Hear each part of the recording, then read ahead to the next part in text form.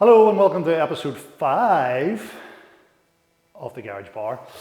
It's been a few weeks and there's reasons for that. Mostly the sun is shining, the summer has arrived, we are here. But I did say to you last time that the next time you see me I would have a glass of New England IPA in my hand. Look at that, ladies and gentlemen, look at that. Now, if I was to tell you that this is the first pint of this I've had, I'll be telling you a lie. That's not beat around the bush with that. I did record a video a few weeks back, which was the first pint of this, but it never seen the light of day for various reasons. So I can't really tell you a whole lot about it because I can't remember. We used Golden Promise, which I've never used before. We used mash hopping, which I've never done before. And we've used biotransformation, what is the word? Thiolized hops and yeast and all sorts of magical stuff.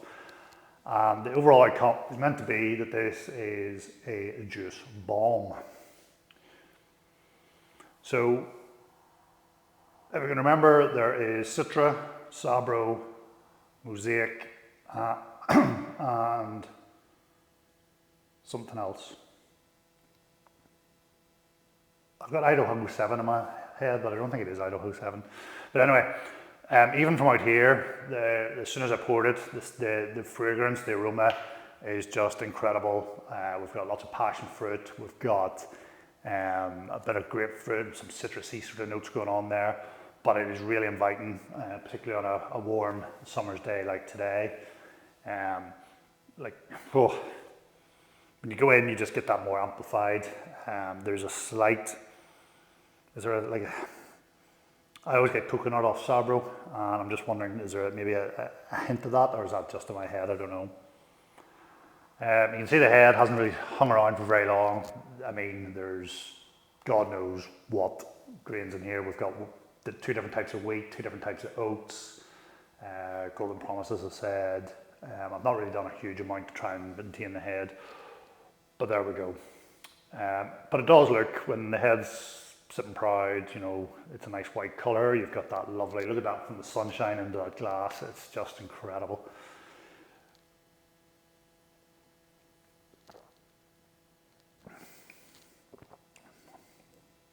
The mouthfeel, it's succulent. What a word to use for beer. It is succulent. It is, there's a sweetness to it that it's not, I think some of the guys use the word tarry. It's not like tarring at your teeth or whatever, but it is a nice and inviting. It brings all that fruit flavour together.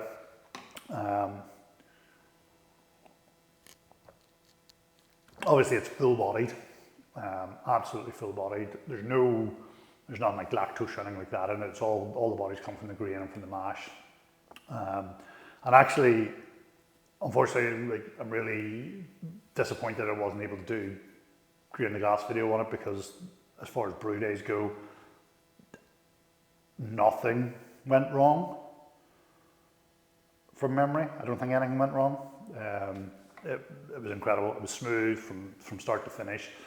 The fermentation profile, now I think I told you this before, this recipe is completely copied. I didn't change anything from it at all from the Flying Wombat brewery, which is in either Australia or New Zealand. I'm going to say Australia. So just copy down 100% everything that they've done, I done, watched the video again, got the grain father recipe up and done it. Some of the fermentation steps I'm not happy with. I don't think they're quite right on the Brew Father app. But there we go. And then just finally taste. Everything you smelt, you taste. You know, there's nice citrus notes there, grapefruit being the main one, and I don't even know where that's from. So the hop that I think is Idaho 7, but probably isn't. Hang on a minute, I've got my phone right in front of me. Talk amongst yourselves. Brew Father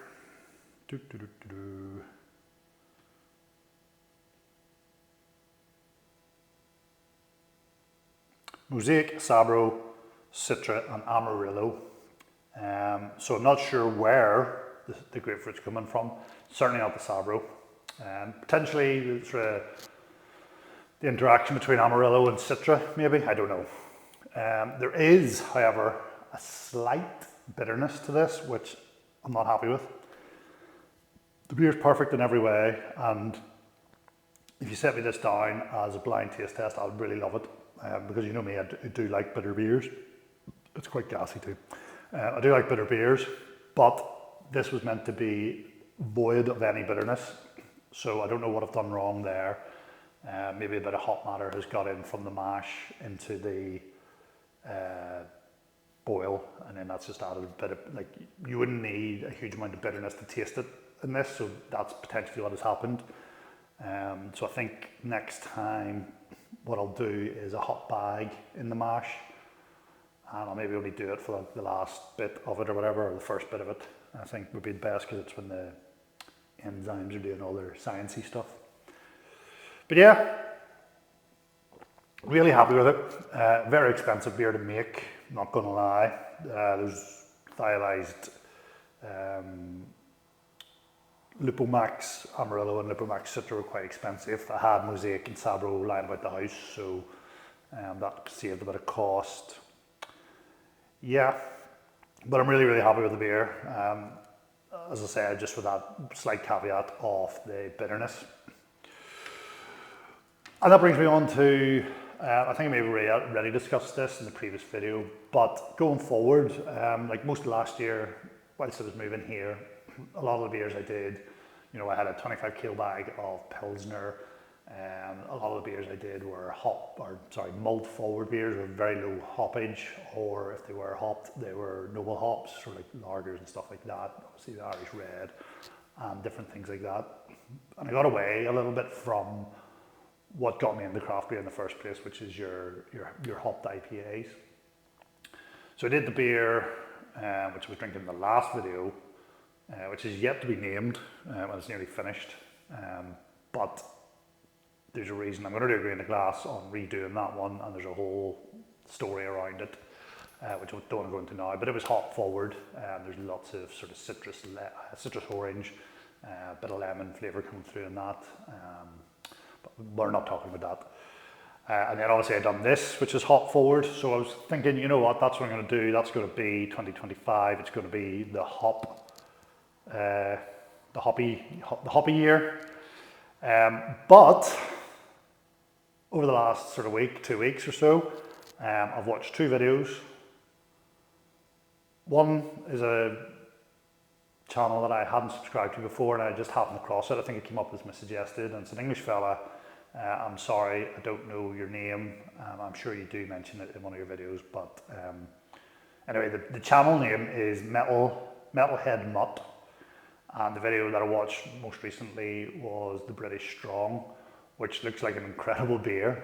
And I was watching it going, yeah, I'm gonna do that.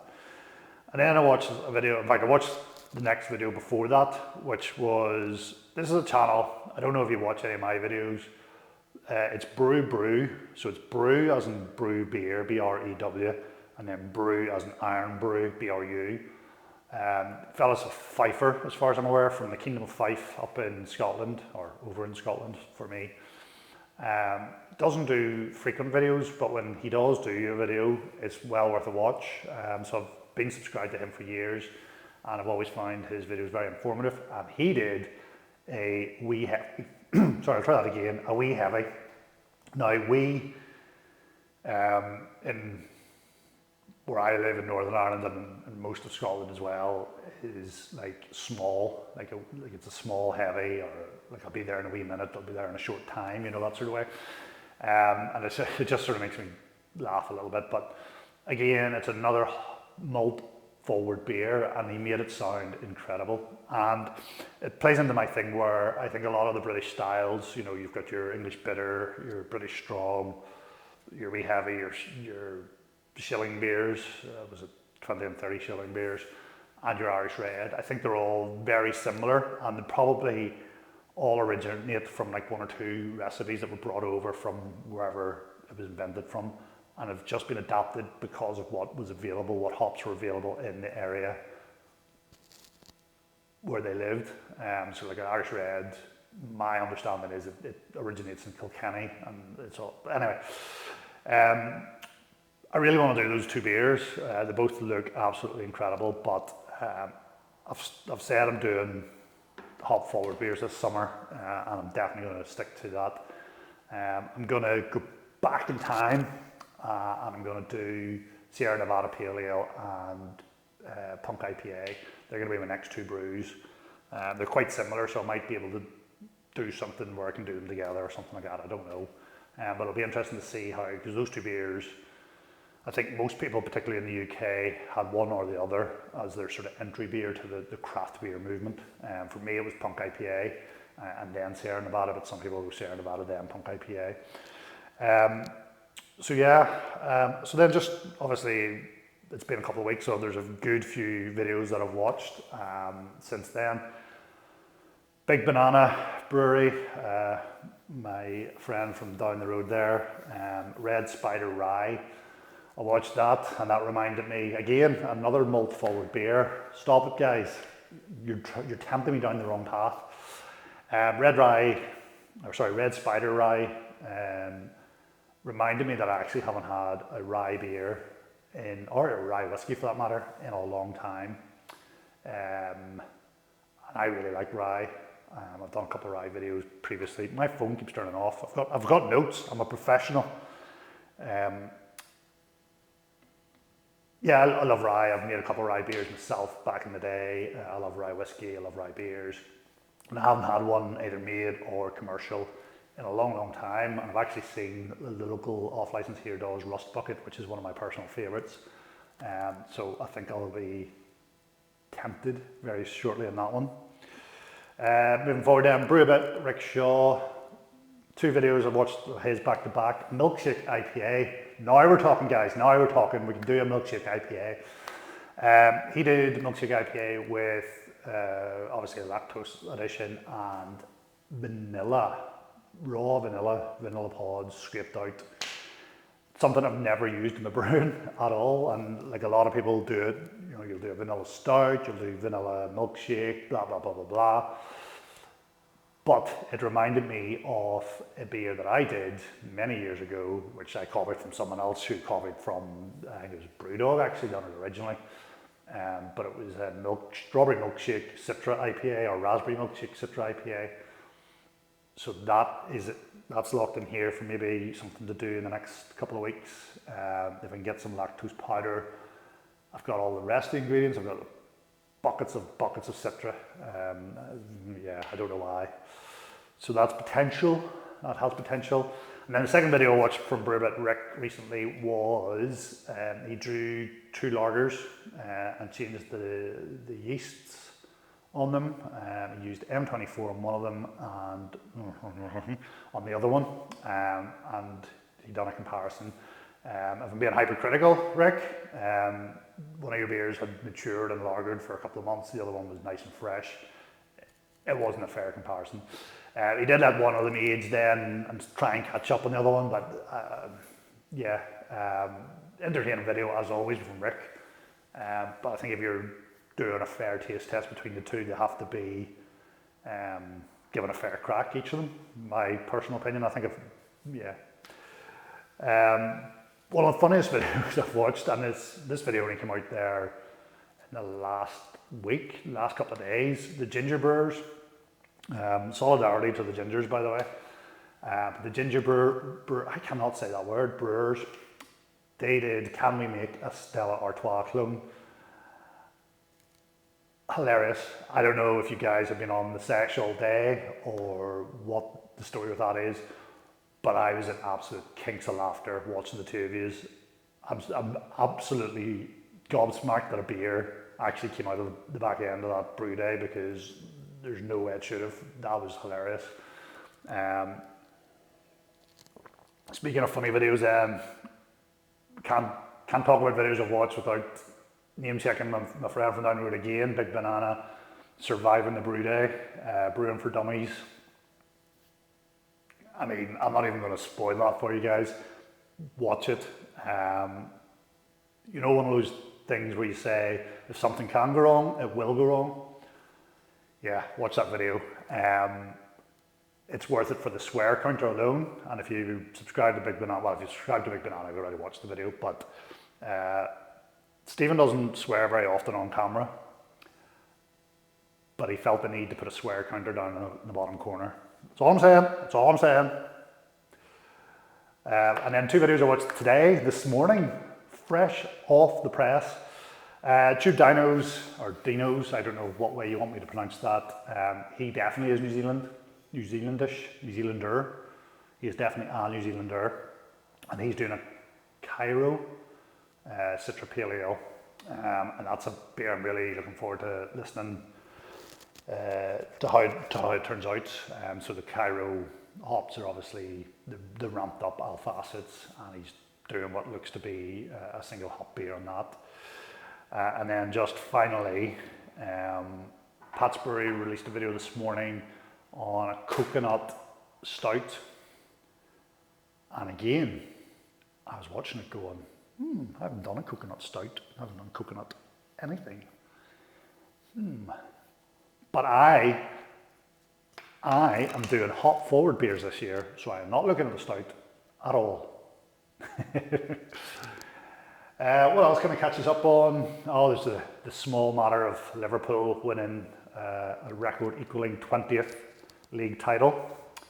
There's the small matter of Arsenal claiming to be the best team in the league despite being, 13 points behind the champions, and also Arsenal getting knocked out of the Champions League despite being the overall best team. And I don't know what they're putting in the beer down in the Emirates, but I think Mikel Arteta has lost the plot. The weather has been fantastic here in Northern Ireland. I think it's been the same right across the UK. I have been out on the boat an excessive number of times over the last week or so. Took the missus down on a long coastal tour from basically the border. Northern Ireland geography is weird because the northernmost point of Northern Ireland, if you go further north, you go into Southern Ireland. Well, if you go northwest, you get into Southern Ireland. Yeah, but I took from there right the way around to a place called Carrick-a-Reid, which is directly opposite Rathlin Island, and back. Lovely day. If we had days like that in July or August, it would definitely be going for a swim or something. I don't know. The water looked incredible, but yeah. And that brings me up to 18 minutes, which is way too long. Guys, sorry it's been so long. Hopefully the chest mic has helped a little bit with the echoes. The fridge has just kicked in. We are going to move the gym up in the next week or so with more weights and stuff arriving. So the gym will come up here, hopefully a bit of more furnishings will help cut that down. I'm planning bits and pieces. We're literally, there's a table here, you can sort of see the pumps are behind you and a keezer. This bench I've built, I am going to furnish it and try and do it up to sort of at least looks like a bit like a bar. I might do something, I quite like the way Pat's Brewery has done his keezer and then into like a bar, so I might do a bit of a bar there, and then from then on you'll be videoing from over there that way. We're almost at 20 minutes. What am I doing? See you later. Drop me a comment down below. Bye bye.